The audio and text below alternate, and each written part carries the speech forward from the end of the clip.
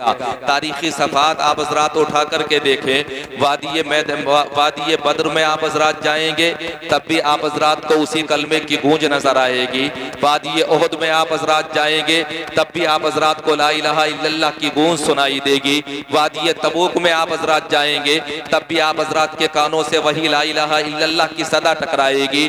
हजरात वादी यमामा में आप हजरात चले जाएंगे तब भी आप हजरात के कानों से ला इलाहा इल्लल्लाह की सदा टकराएगी। और ज्यादा आगे ना बढ़ करके अगर आप हजरात मैदान करबला में पहुंचेंगे तो एक ही आवाज आएगी, कत्ले हुसैन असल में मर्गे यजीद है, इस्लाम जिंदा होता है हर करबला के बाद। समाना जानता है हजरात, हालात बदलते रहे हैं, जजीरे बदलते रहे हैं, मुल्क बदलते रहे हैं, इख्तिदार बदलते रहे हैं, बादशाह बदलते रहे हैं, बादशाहों के कानून बदलते रहे हैं, दुनिया की किताबें बदलती रही हैं, दुनिया के निज़ाम बदलते रहे हैं, दुनिया के संविधान बदलते रहे हैं, दुनिया के उसूल बदलते रहे हैं। लेकिन अल्लाह की कसम हजरात, हमारा दीन जैसा कल था वैसा ही आज भी है, हमारा ईमान जैसा कल था वैसा ही आज भी है, हमारा कुरान जैसा कल था वैसा ही आज भी है, हमारा काबा जैसा कल था वैसा है आज भी है, मस्जिद नबी जैसी कल थी वैसे ही आज भी है, गुंबदे मुस्तफा जैसा कल था वैसा आज भी है। जानते हो पैगाम क्या देना चाहती है हजरात दुनिया की तारीख?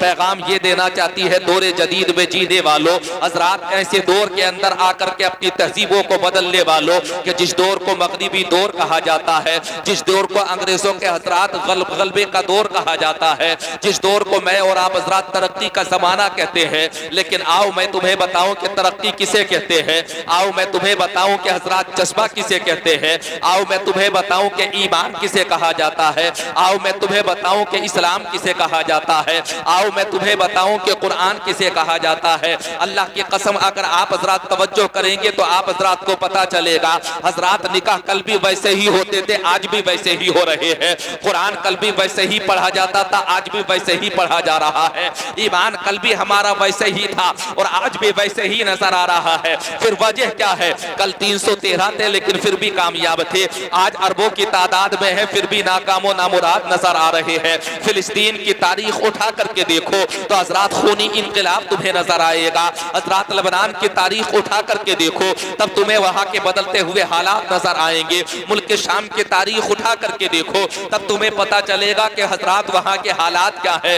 यमन की तारीख आप हजरात उठा करके देखो तब तुम्हें पता चलेगा कि हालात क्या है। मुल्क हिंदुस्तान की तारीख आप हजरात उठा करके देखो तब तुम्हें इस बात का एहसास होगा कि हालात कैसे कैसे हो गए। मैंने कहा था मौला आखिर हालात बदले क्यों? अल्लाह तबारक व तआला की बारगाह से जवाब आता है, हालात बदलने की वजह यह है कि तू खुद बदल गया। अगर तू खुद नहीं बदलता तो हालात नहीं बदलते। अगर तुझमें इनकलाब नहीं आता तो आज तो दुनिया के अंदर जलील और रुस्वा होता हुआ नजर नहीं आता। आप हजरात कहेंगे कि हम जलील और रुस्वा कैसे हो गए? चलो सादा तारीख ना सुना करके मैं तुम्हें बताना चाहता हूँ। हजरात निकाह पहले भी होते थे, आज भी हो रहे हैं। हजरात शादियां पहले भी होती थी, आज भी हो रही है। खुशियों का इजहार पहले भी होता था, आज भी हो रहा है। हजरात इजहार मसरत पहले भी किया जाता था, आज भी किया जा रहा है। लेकिन आखिर क्या वजह है कि आज भी शादियां होती है लेकिन फिर भी वो कामयाब वो कामरान नहीं होती? निकाह तो पहले भी होते थे और कैसे कैसे निकाह हुए कि कभी मक्कतुल मुकर्रमा में निकाह हो रहा है और कभी हजरात मदीनतुल मुनव्वरा में निकाह हो रहा है। अगर मक्के की तारीख का बेमिसाल निकाह देखना चाहते हो तो मुस्तफा का और हजरत खदीजतुल कुबरा का देख लो, और अगर मदीने का बेमिसाल निकाह देखना चाहते हो तो हजरत फातिमा और हजरत मौला अली का निकाह उठा करके देख लो। मैंने कहा मौला आखिर क्या वजह है? निकाह पहले भी वही था, पहले भी कलमा पढ़ा जाता था, आज भी कलमा पढ़ा जा रहा है, पहले भी ईजाब होता था, आज भी ईजाब हो रहा है, पहले भी कबूलियत होती थी, आज भी कबूलियत हो रही है, पहले भी हजरात जिक्र निकाह के वक्त में अल्लाह को याद किया जाता था, आज भी निकाह के वक्त में अल्लाह को याद किया जा रहा है। फिर आखिर हम नाकामो नामुराद क्यों है? कभी आप हजरात ने गौर फिक्र किया है तो उसकी वजह यह है कि पहले निकाह होता था तो सादगी से होता था, पहले निकाह होता था तो मस्जिद में होता था, पहला निकाह होता था तो मदरसे में होता था, पहले निकाह होता था देख लोगों के बीच में होता था, पहले निकाह होता था हजरात बड़ी सादगी के साथ निकाह की महफिल का इनेकाद हो जाता था। आखिर क्या वजह है कि हम नाकामो नामुराद हो गए? तो उसकी वजह यह है कि आज निकाह हो रहा है तो निकाह वही है लेकिन उसमें ढोल आ गया, निकाह वही है लेकिन उसमें ताशा आ गया, निकाह वही है लेकिन उसमें डीजे आ गया, निकाह वही है लेकिन उसमें पटाखे आ गए। निकाह वही है लेकिन उसमें लहवो लईब आ गया। निकाह वही है लेकिन उसमें खिराफात आ गया। निकाह वही है लेकिन उसमें गलत रस्म रिवाज आ गया। आज भी दुनिया की तारीख तुम्हें पुकार पुकार करके कह रही है, नहीं है जोशे बिलालियो हैदरी तुझमें, सितम है अपनी नमाजों पे कर तू नाज करे और खुदी को भूल के महवे नमाजी हो जा कि खुद नमाज ही तेरी अदा पे नाज करे।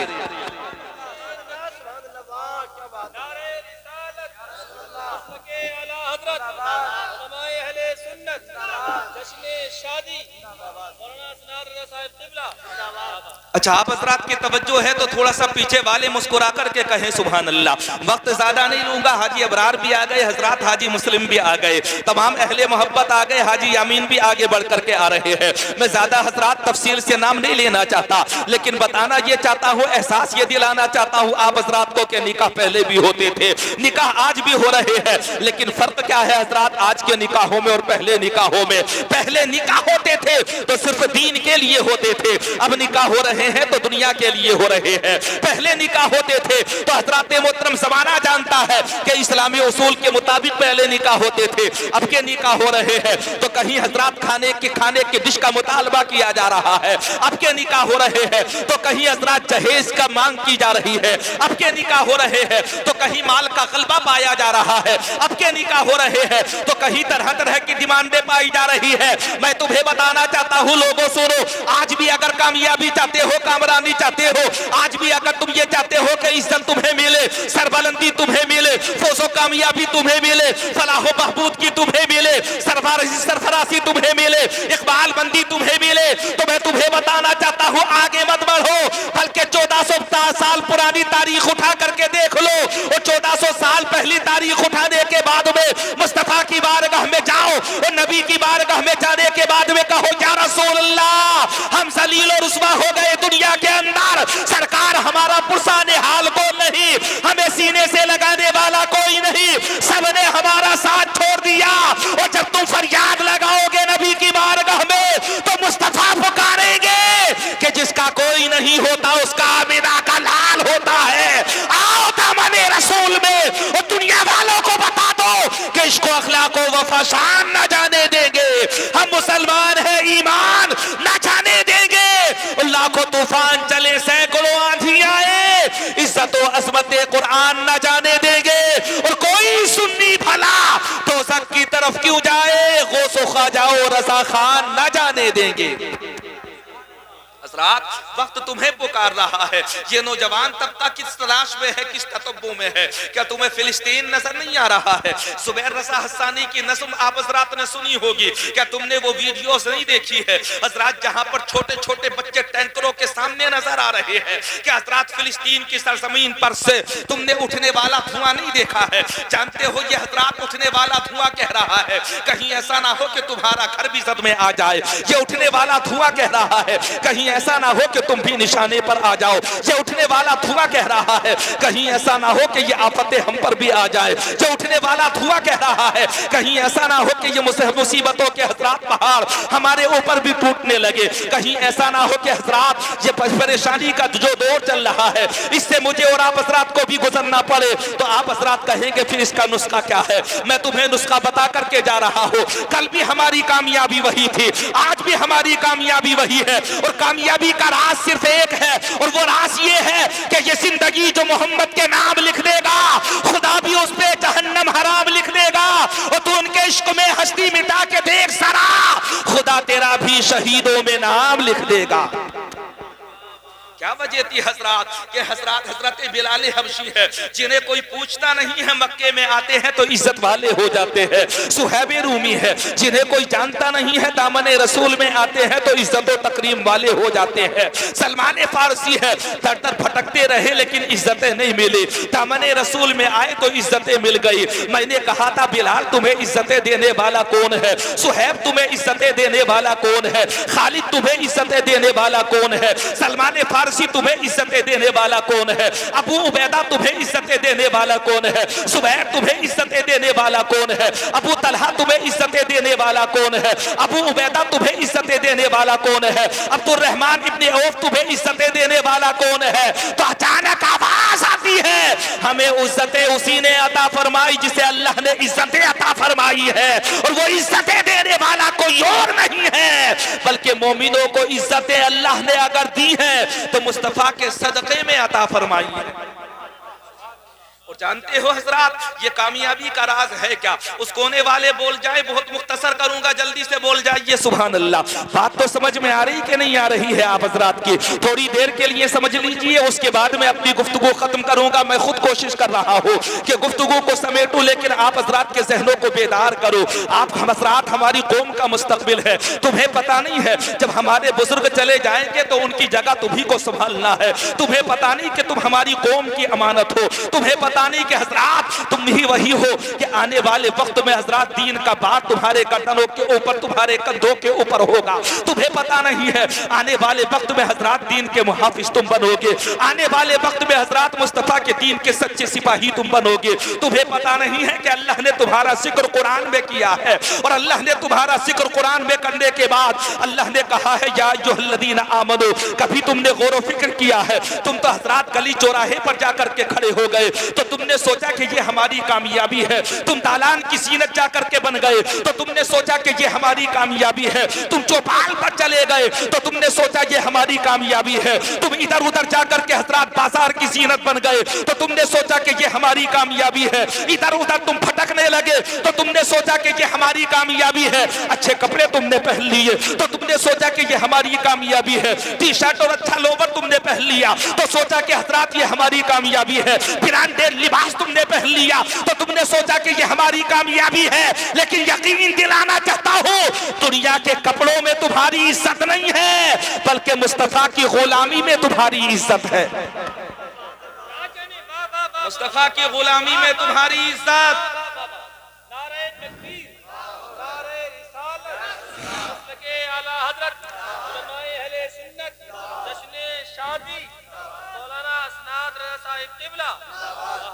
चलो मुस्तफा की गुलामी का तरीका बिलाल हबशी से पूछते हैं कि नबी की गुलामी इख्तियार कैसे की जाती है। आप हजरात को हजरात 1400 साल पुरानी तारीख सुनाओ। मुझे पता है इनकलाब तभी आएगा जब तुम अपनी तारीख पढ़ोगे। मुझे पता है इनकलाब तभी आएगा जब तुम्हें तारीख के किस्से याद होंगे। मुझे पता है इनकलाब तभी आएगा जब फातिह बैतुल मुक़द्दस सुल्तान सलाहुद्दीन अय्यूबी की जिंदगी का तुम मुताला करोगे। मुझे पता है इनकलाब तभी आएगा जब हजरत खालिद बिन वलीद की जिंदगी का तुम मुताला करोगे। मुझे पता है जज्बे बिलाली तभी तुम में आएगा जब बिलाल हबशी की जिंदगी का मुताला करोगे। मुझे पता है जज्बे फारूकी तुम में तभी आएगा जब हजरत उमर फारूक आजम की जिंदगी का मुताला करोगे। आखिर क्या वजह थी कि नबी के सहाबा है, किसी को देखो तो हजरात इमामत में लाजवाब है, किसी को देखो तो अदालत में लाजवाब है, किसी को देखो तो हजरात सखावत में लाजवाब है, किसी को देखो तो अल्लाह की कसम शुजात में लाजवाब है, किसी को देखो तो करामत में लाजवाब है, किसी को देखो उठा करके हजरात खुददारी में बेमिसलो बेमिसाल है, किसी की जिंदगी उठा करके देखो तो इमामत में बेमिसाल है, किसी की जिंदगी उठा करके देखो तो खिलाफत में बेमिसाल है। मैंने कहा एक नबी के तमाम सहाबा, लेकिन सब में अलग अलग खूबियां पाई जा रही है। किसी की विलायत का जवाब नहीं, किसी की हजरात सदाकत का जवाब नहीं, किसी की सखावत का जवाब नहीं, किसी की अदालत का जवाब नहीं, किसी की शुजात का जवाब नहीं। मैंने कहा आया कहां से सब कुछ? तो जवाब देने वाले ने जवाब दिया, जब तक बिके न थे तो कोई पूछता न था, तुमने खरीद कर हमें अनमोल कर दिया। ये मुस्तफा जाने रहमत की गुलामी का पट्टा है। चलो चल करके पूछते हैं हजरत बिलाल हबशी से, बिलाल तुम बताओ नबी की गुलामी, नबी का इश्क क्या होता है, नबी की मोहब्बत क्या होती है? एक तारीखी सफात पलटू और उसके बाद में अपनी गुफ्तगू को खत्म करो। नबी फातिह मक्का बन करके मक्के में दाखिल हो गए, और जब नबी मक्के में दाखिल हुए तो मुस्तफा जाने रहमत हजरात फातिह मक्का बन करके मक्के में दाखिल होने के बाद में मक्के में सबसे पहली अजान का नंबर आ गया, नमाज का वक्त आया। एक तरफ मुस्तफा है, दूसरी तरफ बिलाल हबशी नजर आ रहे हैं। मेरे नबी ने हजरत बिलाल को बुलाया था और बुलाने के बाद में कहा था बिलाल मक्का फतेह हो चुका है। जिनके सर फटकते थे, जिनकी पेशानियां सच्चे खुदा की तलाश में रहती थी, अब वो पेशानियां एक खुदा की बारगाह में झुक चुकी है। ऐ बिलाल अब काबा फतेह हो चुका है, काबा बुते से पाक हो चुका है। बिलाल आओ, और आने के बाद में काबे के करीब खड़े होकर के अल्लाह का नाम पुकारो। अज़ान जान दो हजरत बिलाल हबशी है बिलाल, और अल्लाह की कसम जब तक दुनिया कायम रहेगी मोहसिन बहुत पैदा होंगे, लेकिन बिलाल जैसा अजान देने वाला कोई दूसरा पैदा नहीं होगा। मैंने कहा क्यों? तो जवाब देने वाले ने जवाब दिया, एक मोहसिन हो तो वो होता है जिसे मैं और तुम बनाते हैं, और एक मोहसिन वो होता है जिसे मुस्तफा बनाते हैं।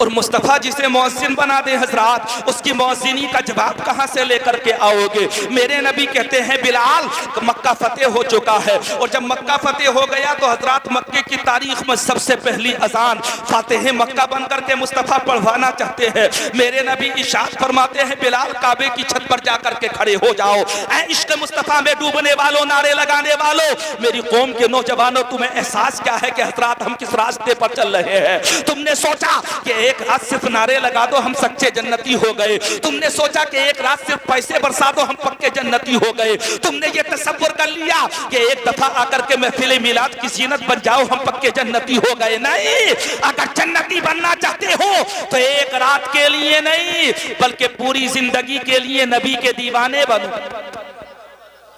पूरी जिंदगी के लिए नबी के दीवाने बनो, हर सांस के लिए नबी के आशिक बनो, हर लम्हे के लिए नबी के दीवाने बन जाओ, हर सांस के लिए मुस्तफा के आशिक बन जाओ, जिंदगी के हजरात हर घंटे के लिए, हर महीने के लिए, हर साल के लिए नबी के ऐसे आशिक सादिक बन जाओ जो इश्क का मिजाज इमाम अहमद रजा ने तुम्हें बरेली की सरजमी से दिया था। और जब पूछोगे इमाम अहमद रजा खां से तो वो जवाब देंगे दुनिया का हर इश्क तुम्हें रुस्वा करता है, लेकिन इश्क मुस्तफा तुम्हें इज्जत अता करता है। दुनिया का हर इश्क तुम्हें आग में जलाता है, लेकिन मुस्तफा के इश्क की आग वो है जो जहन्नम की आग को ठंडा कर देती है।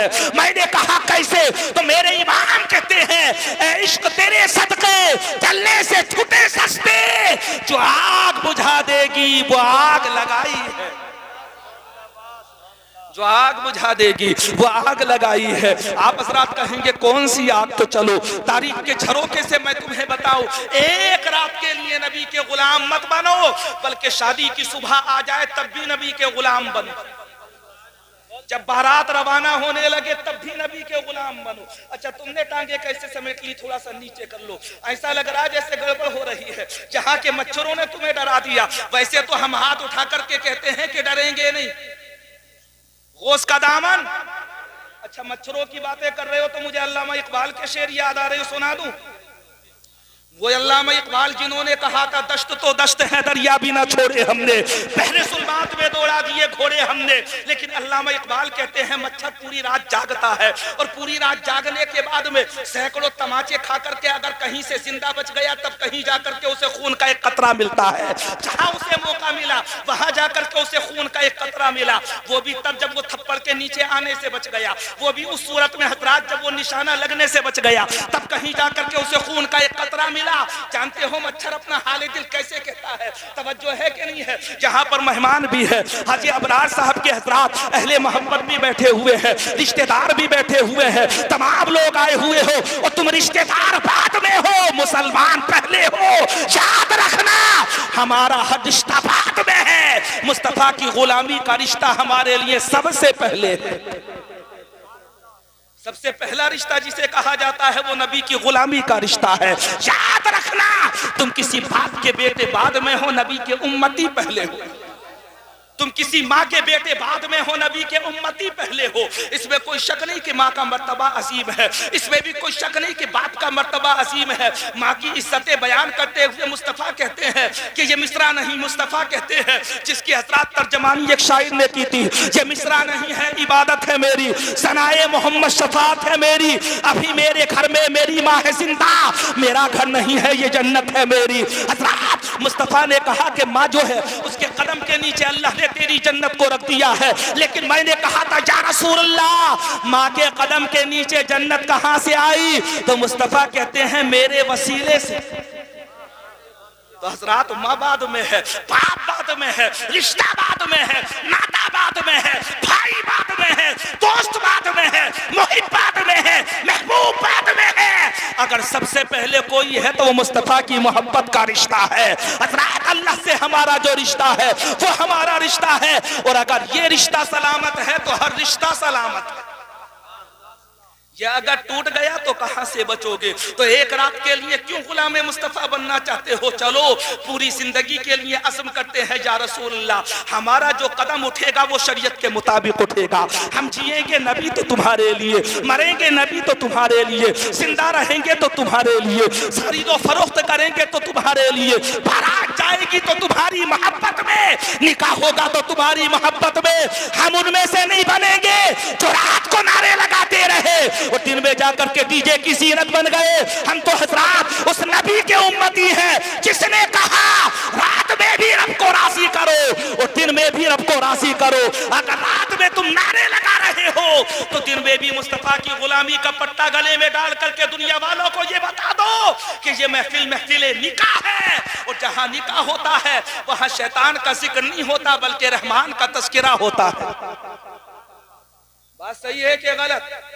एक रात के लिए क्यों नबी के दीवाने बनना चाहते हो? चलो पूरी जिंदगी के लिए नबी के गुलाम बन जाओ, हर सांस के लिए नबी के गुलाम बनो, हर लम्हे के लिए नबी के गुलाम बनो, जिंदगी के हजरात हर मिनट के लिए नबी के गुलाम बन जाओ, हर सेकंड के लिए नबी के शहदाई बन जाओ। और मेरा यकीन ये कहता है कि ये असम अगर तुमने इख्तियार कर लिया तो अल्लाह की कसम नबी के गुलामों के लिए रुसवाई नहीं होती, नबी के गुलामों के लिए हर जगह इज्जतें होती है, नबी के गुलामों के लिए हर जगह फजीलतें होती है। बिलाल हबशी ने कहा था या रसूलल्लाह मैदान मक्का है सरकार, आपने मक्के के अंदर काबे की छत पर मुझे चढ़ा दिया, आप फतेह मक्का बन गए, लेकिन या रसूलल्लाह जब मैं मौज़िन हूँ आपका और काबे की छत पर मैं खड़े होकर के अजान देना चाहता हूँ तो आज तक मेरा मिजाज ये रहा है कि जहां भी मैंने अजान पढ़ी है तो मैंने कहा है मुंह मेरा काबे शरीफ की तरफ। अब तवज्जो रखना, सोचना, हमारी जिंदगी की हर नमाज में हम कहते हैं मुंह मेरा काबे शरीफ की तरफ। जिंदगी की हर नमाज में जोहर पढ़े तब, असर पढ़े तब, मगरिब पढ़े, इशा पढ़े, जुमा पढ़े, ईद पढ़े, तरावी पढ़े, सुन्नतें पढ़े, नफल पढ़े, वाजिब पढ़े, फर्ज पढ़े, हर वक्त की नमाज में कहते हैं वो मेरा काबे की शरीफ की तरह। लेकिन मैंने कहा था काबे तू तो बता कि हर नमाज में हम तुझे याद करते हैं, आखिर तुझे इज्जतें कहां से मिल गई? तो काबे ने कहा था तुझे पता नहीं, काबे को इज्जतें देने वाला भी आमीना का लाल है। और उसकी वजह ये है कि जब मुस्तफा पैदा हुए तो पूरी दुनिया ने मुस्तफा के दरवाजे पर तोहफे सलामी पेश किया था, और जब काबे ने पेश किया था तो कहा था हाजियों आओ शहंशाह का रोजा देखो, काबा तो देख चुके काबे का काबा देखो, और गौर से सुन तो रसा काबे से आती है सदा, मेरी आंखों से मेरे प्यारे का रोजा देखो। काबा कहता है मुझे इज्जतें देने वाला आमीना का लाल है। मैंने कहा आज तो बिलाल काबे की छत पर चढ़ गए, बिलाल तुम बताओ तुम्हारा मिजाज क्या है? तो बिलाल कहते हैं जो मिजाज मुस्तफा है वही गुलाम का मिजाज है, जो नबी का मिजाज है वही नबी के गुलाम का मिजाज है। मैंने कहा काबे की छत है बिलाल, मक्के की पहली अजान है, जब तुम मक्के से गए थे हिजरत करके मदीने में पहुंचे थे तो तुम्हारा पुरसाने हाल कोई नहीं था। आज तो मक्के के अंदर हर कोई शख्स डर रहा है, हर कोई शख्स चाहता है कि मुझे आजाद कर दिया जाए। हज़रात ऐसे वक्त में बिलाल मक्के में तुम्हारी पहली अजान है, अजान कैसे पढ़ोगे? मेरे नबी हुक्म देते हैं बिलाल को, बिलाल नमाज का वक्त हो रहा है, काबे की छत पर जाकर के खड़े हो जाओ। अब देखो इश्क किसे कहते हैं, मोहब्बत किसे कहते हैं। मैंने और आप हज़रात ने सोचा क्या चंद मिनटों के लिए नबी के नाम का नारा लगा दे तो पक्के जन्नती हो गए? नहीं, अगर जन्नती बनना चाहते हो तो जिंदा रहो तब नबी की मोहब्बत में, मरो तब नबी की मोहब्बत में।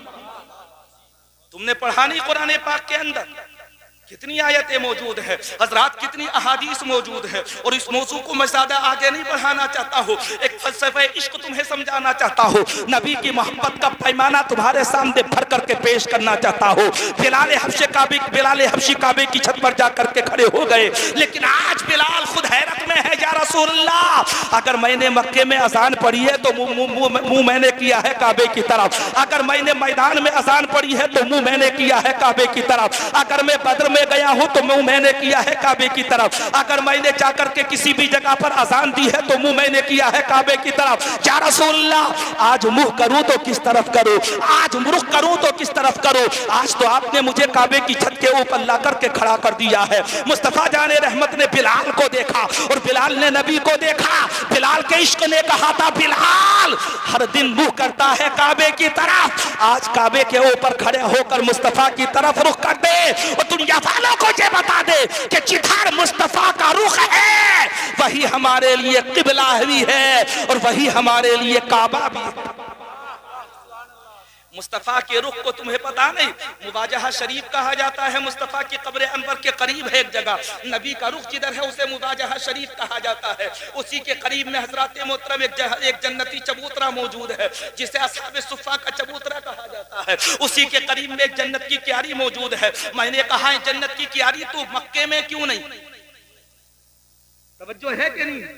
अंसार भाई तुम भी जाओगे हज करने के लिए, इकराम भाई भी चले गए, थोड़े दिनों के बाद में वापस लौट करके आओगे, तो अभी तो अंसार हो, इंशाअल्लाह अल्लाह का करम होगा तो हाजी अंसार बन जाओगे। इकराम भाई है, जाएंगे तो अंसार कहलाएंगे लेकिन वापस लौट करके आएंगे तो हजरात इकराम नहीं कहलाएंगे बल्कि हाजी इकराम कहलाएंगे। ये अल्लाह ने इज्जतें अता फरमाई है कि नहीं अता फरमाई है? यकीनन हजरात ये अल्लाह तबारक व तआला ने इज्जतें अता फरमाई है और बेपनाह इज्जतें परवरदिगार आलम ने अता फरमाई है। लेकिन काबिल तवज्जो बात ये है जो मैं तुम्हारे जहन में उतारना चाहता हूँ, थोड़ा सा मुस्कुरा करके कहें सुभान अल्लाह।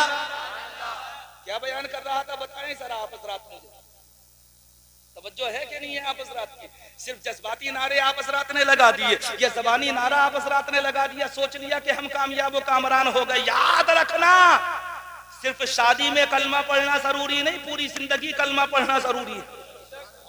सिर्फ इजाबो निकाह के वक्त में, इजाबो जवाब के, इजाबो कबूल के वक्त में कलमा पढ़ना जरूरी नहीं, बल्कि अपनी जिंदगी के हर लम्हे में इस कलमे को शामिल कर लो। कैसे शामिल करो? इस तरह से शामिल करो कि इस तरह से शामिल करो कि खुदा की शान दिखला दो, जो होगा देखा जाएगा। नबी का दीन फैला दो, जो होगा देखा जाएगा। और खुदा की याद थी सजदे थे तलवारों के साए में, वही तारीख दोहरा दो, जो होगा देखा जाएगा। तारीख उठाओ तब तुम्हें इस बात का एहसास होगा अल्लाह की कसम कि हमारी कामयाबी और कामरानी दौलत कमाने में नहीं बल्कि मुस्तफा की रहमत हासिल करने में।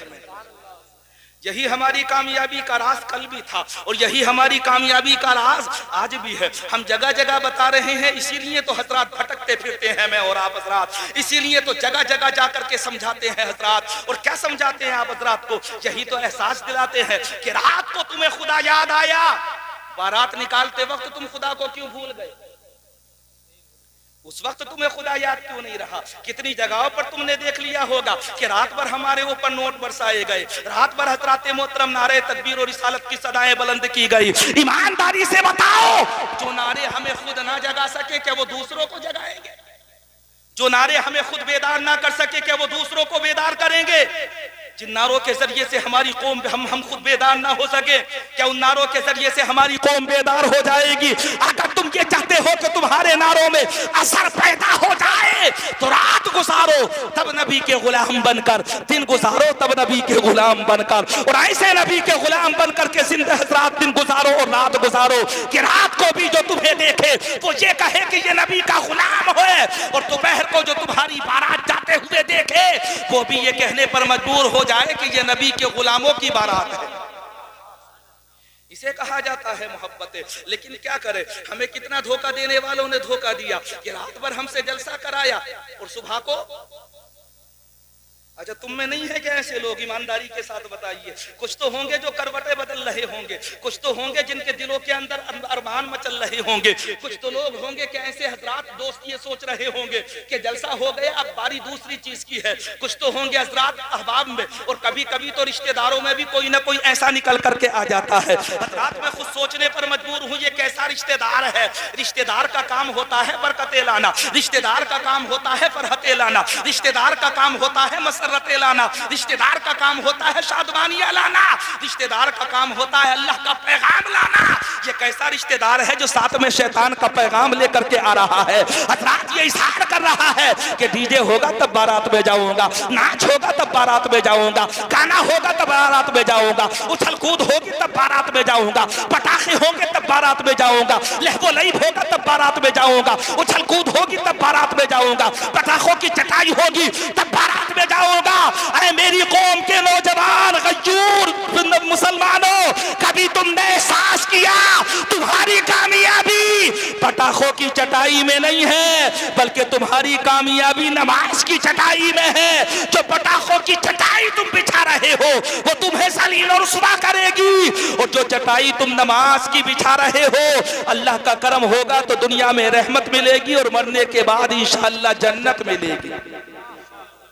तो कौन सी चटाई तुम्हें पसंद है? ईमानदारी से खुद फैसला कर लीजिए कौन सी चटाई बिछाना चाहते हो। आखिर कौन सी चटाई से तुम्हें मोहब्बत है? जो दुल्हन की रवानगी के वक्त में जो बिछाई जाती है गाड़ी के सामने, क्या उस चटाई से तुम्हें प्यार है? क्या उन पटाखों से तुम्हें प्यार है जो दुल्हन के आने के वक्त में पटाखे छोड़े जाते हैं? काश तुम्हारा मिजाज ये होता कि रात को भी तुम नारे लगाते और जब घर के अंदर दुल्हन आती तब भी तुम नारे लगाते। तब दुनिया वालों को पता चलता कि ये मुस्तफ़ा के दीवाने हैं, मुस्तफ़ा के आशिक हैं। ये कौन सा हक के गुलामी है कि हज़रात दिल मचल रहा है कि जलसा जल्दी से खत्म हो तो अगले दिन की तैयारियां शुरू की जाए। अच्छा कैसे कैसे फैयाज लोग हैं, बाज रिश्तेदार और दोस्त तो ये कह देते हैं बोले तुम 1 रुपया मत दियो सब कुछ खर्चा हमारा। होते हैं कि नहीं होते ऐसे ऐसे रिश्तेदार भी? सच बात बताइए है कि नहीं है? ऐसे भी तो रिश्तेदार मौजूद हैं बोले तुम कुछ मत देना सब कुछ खर्चा हमारा है। बोले साहब 2000 में आएगा तो हम देंगे, 3000 में आएगा तो हम देंगे, 4000 में डीजे आएगा तो हम देंगे, 5000 में डीजे आएगा तो हम देंगे। अल्लाह अल्लाह, कभी तूने गौर व फिक्र किया है कि पैसा भी खर्च कर रहा है और जहन्नम के लिए रास्ता भी बना रहा है? कभी तूने गौर व फिक्र किया है कि पैसा भी खर्च कर रहा है और जहन्नम में जाने की तैयारी भी कर रहा है? काश तेरा मिजाज ये होता, तू ये कहता कि मैं डीजे के लिए 2000 रुपए नहीं दूंगा, बल्कि मेरा रिश्तेदार जब मस्जिद में नफल नमाज पढ़ने के लिए जाएगा तो मैं मदरसे के लिए 2000 दूंगा, मस्जिद के लिए मैं हज़रात 2000 दूंगा और दुनिया वालों को ये बताऊंगा कि मेरा पैसा उसी के घर के लिए है जिसने मुझे पैसा अता किया है, जिसने मुझे दौलत से नवाजा है, जिसने मुझे दुनिया के अंदर इज्जतें और दौलतें अता की है। अल्लाह की कसम अगर तुम्हारा ये मिजाज बन गया तो रुपए जाएंगे 2000 मस्जिद में, ये मदरसे में, लेकिन अल्लाह तुम्हें 2000 के बदले 2 लाख भी तो अता फरमा सकता है। ऐसा मिजाज क्यों नहीं बना रहे हो?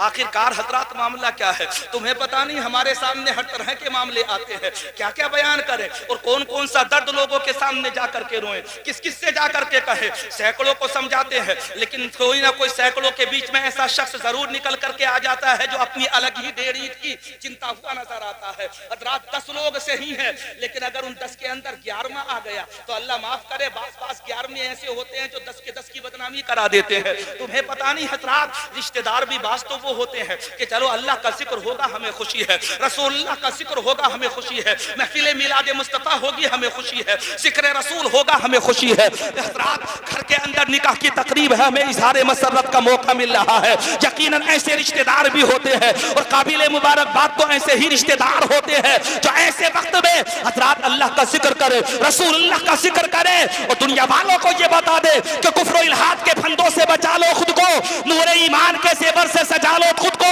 और तुमको छोड़ेगा कहीं का ना हसद की ना कपट। अपनी आंखों में चलो आप घटा लो खुद को और वक्त के बेटों को पैगाम ये दे दो आरिफ, खैर को बाद में पहले तो संभालो खुद को।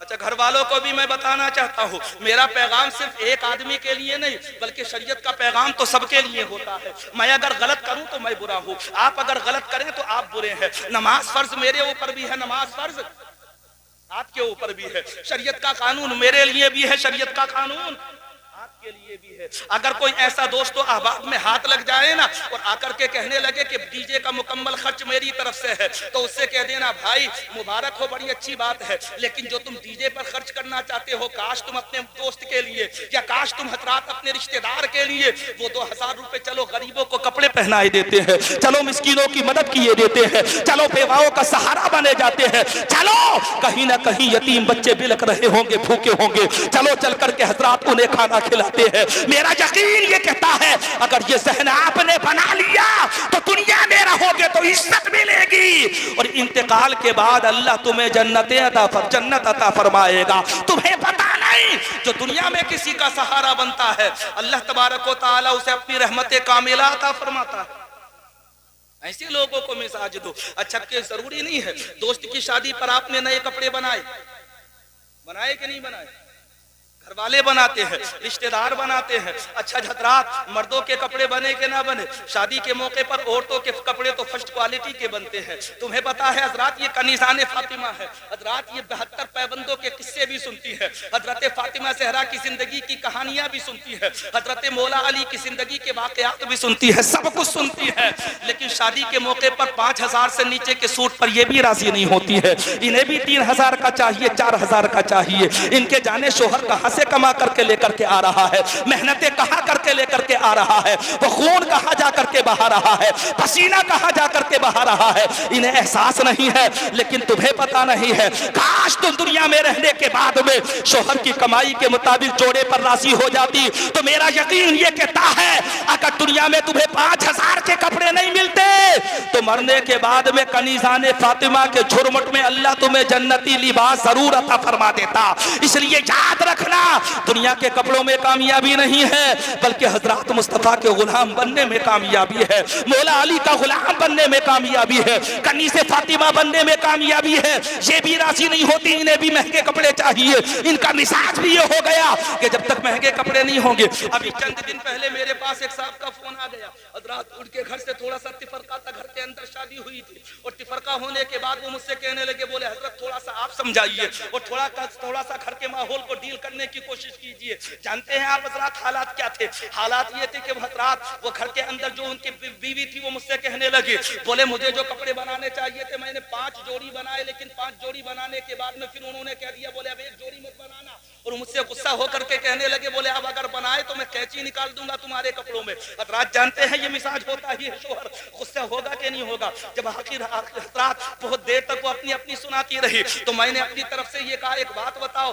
तुमने अपने तो बना लिए लेकिन तुम्हें पता है तुम्हारे शोहर ने कपड़े बनाए कि नहीं बनाए? मैंने अक्सर शादियों के मौके पर दूल्हे को नए कपड़ों में देखा है और दूल्हे के बाप को पुराने कपड़ों में देखा।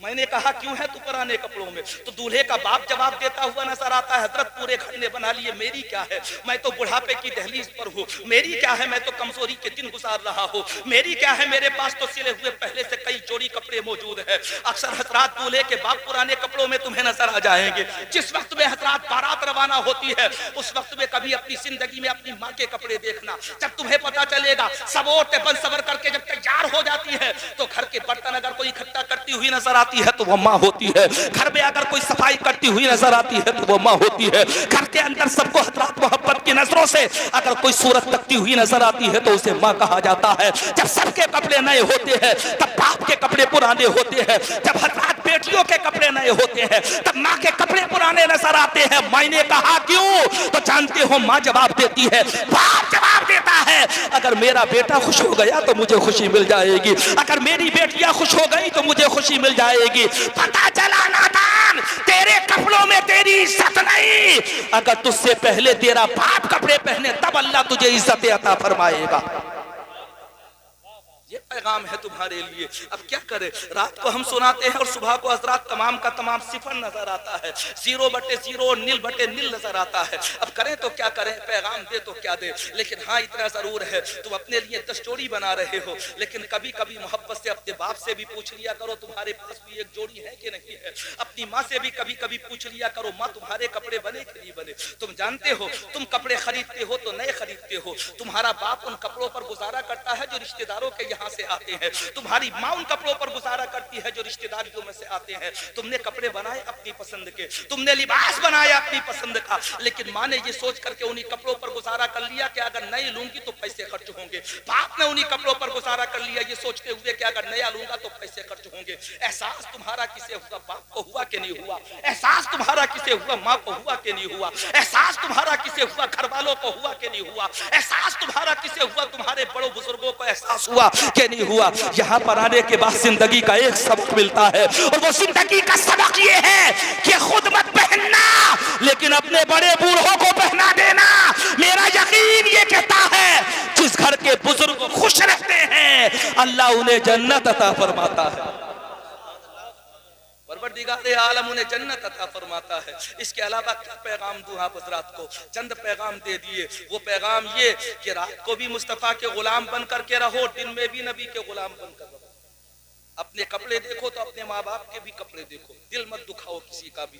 दौरे पुरफितन चल रहा है, ऐसे वक्त में पैसे की भी हिफाजत करो, घर की भी हिफाजत करो, अपनी इज्जत अपने अपने अहलो अयाल की भी हिफाजत करो, घर वालों की भी हिफाजत करो। पुरफितन दौर चल रहा है, कब क्या आफत आ जाए न मुझे एहसास है, न आप हज़रात को एहसास है। कब कौन से दौर से गुजरने लगे मैं और आप हज़रात, एहसास तक नहीं है इस चीज का। इसलिए कौम के नौजवानों, शादियों का जमाना चल रहा है, खुद भी खुराफात मत करो, दूसरों को भी खुराफात मत करने दो। और ये महीना तो ऐसा है, मैं तो ये सोच रहा था कि हजरात इन शादियों का सीजन शुरू होने से पहले पहले एक मीटिंग की जाएगी और उस मीटिंग में बाकायदा चंद चीजें तय की जाएंगी। उन चंद चीजों में एक चीज ये भी थी कि हजरात रात को जलसा हो तो जिनमें कभी किसी तरह की खुराफात घर के अंदर नहीं होनी चाहिए। हजरात उसमें एक मिशन ये भी था कि अब मैं अपनी कौम के नौजवानों को बताऊं, मेरी कौम के नौजवानों, वक्त वो नहीं है कि जिसे लहबुलईब का दौर कहा जाता है, दौर वो नहीं है कि जिसे हजरात ऐशो इशरत का दौर कहा जाता है। अब तो बड़ा पुरफितन दौर है, तुम्हें पता नहीं, पानी सर से ऊपर आ चुका है। तुम्हें हजरात चीखते हुए फिलिस्तीन के बच्चे नजर नहीं आते तो तुम्हें हिंदुस्तान के हालात तो नजर ना आती होंगे। तुम्हें ये तो एहसास होगा कि हमारे मदरसे कहाँ है, तुम्हें ये एहसास तो होता होगा कि हमारी मस्जिदें कहाँ है, तुम्हें ये एहसास तो होता होगा कि हजरात किस तरफ में और आप हजरात जा रहे हैं। अगर ऐसे वक्त में भी मैं और आप हजरात नहीं संभले तो कब संभलेंगे? अल्लाह मुबारक फरमाए हाजी अबरार साहब को हजरात, उन्होंने अपने बेटे की शादी के मौके पर यह खुराफात होती नहीं है। अल्लाह तबारक व तआला का शुक्र है, आखिरी शादी है कि नहीं है? आखिरी शादी है ना, अल्लाह करम करेगा इंशाअल्लाह फारिग हो जाएंगे, है नहीं? आखिरी शादी, फिर आजादी। बाप को राहत की सांस तब आती है जब बच्चों की शादियों से फारिग हो जाता है, तब वो सुकून की सांस लेता है। तुम्हें सुकून की सांसें मिलती हैं चाय की दुकानों पर जाकर, जब सिगरेटों के लंबे लंबे कश लेते हैं कुछ लोग अहमदाबाद में जाकर, तब उन्हें सुकून की सांस मिलती है। लेकिन तुम जाकर के पूछो कि तुम्हारे बाप को सुकून की सांस कब मिलती है, तो तुम्हें पता चलेगा तब मिलती है जब वो घर के अंदर बच्चों की शादियों से फारिग हो जाता है, तब उसे सुकून की सांस आती है। जब वो इज्जत के साथ अपनी बेटी को विदा कर देता है तब उसे सुकून की सांस आती है। जब हजरात मोहतरम वो अपने घर की इज्जत को बचा लेता है तब उसे सुकून की सांस आती है। इसलिए हजरात शादियों का सीजन चल रहा है, पूरा महीना शादी रहेंगी रावा बुजुर्ग की सरजमीन पर, और रावा बुजुर्ग नहीं बल्कि इलाके में रहेंगी, कुर्ब जवार में रहेंगी। बहुत सी शादियां तुम्हें ऐसी नजर आएंगी जिन्हें देखने के बाद तुम डगमगाने लगोगे, सोचोगे हम भी ऐसा करेंगे। बहुत सी शादी तुम्हें ऐसी नजर आएंगी कि हजरात मोहतरम वो गाड़ी होगी कि जिस गाड़ी के अंदर ऊपर से छत खुल जाती है, सनरूफ वाली गाड़ी जिसे कहा जाता है, उसमें तुम्हें दूल्हा भी निकला हुआ नजर आएगा, और कभी कभी दूल्हा के साथ में दूल्हा के दोस्त की मुंडी भी तुम्हें नजर आएगी। और कभी कभी ऐसा भी होगा कि दूल्हा के साथ में तुम्हें दूल्हा का बहनोई भी करवट में खड़ा हुआ नजर आएगा। ये तुम्हारी शान नहीं, बल्कि तुम्हारी शान तो ये है कि नजरें झुकी हुई हो, लब पर सलाम हो, ये तुम्हारी शान है।